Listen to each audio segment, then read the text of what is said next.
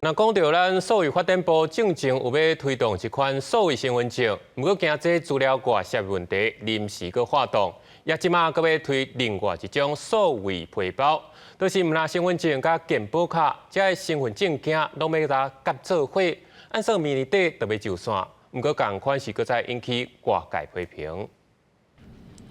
政府进前暗算要推动数位身份证，因为治安风险和隐私的保护这疑虑，无法度只好法庭。不过为着要提供另外的数位验证管道证明身份，司法部暗算在年底进前进行数位皮包的系统测试，其中主系统的建立是中华电信得标。概念上，数位皮包就敢若实体的皮包，会当底包括身份证、自然人凭证、健保卡这证件。未来若顺利介接，早手机出门等于是早有底实体证件的皮包出门。专家认为讲，数位皮包是自愿使用，争议性相对较细。不过，安怎和各单位来介接，嘛会涉及各单位的采购成本这问题。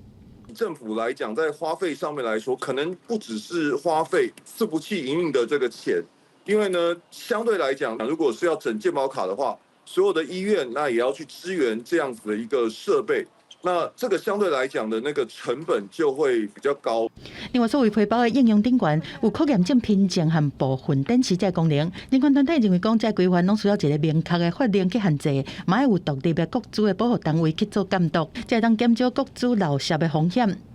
要有法规啊等等的盘点，然后跟确认，要有独立的个资保护机关。台全会我们的立场当然是希望，就是这一个机关它是真的未来成立之后有足够的独立性跟量能，可以去做到像是监督署发布。面对各方的意见，数位部暗算明年顶半年和内政部、卫福部做下部会测试，若无问题，暗算明年后半年封测，邀请民众测试使用 App 的版本，明年底进前对外来放出测试版。记者综合报道。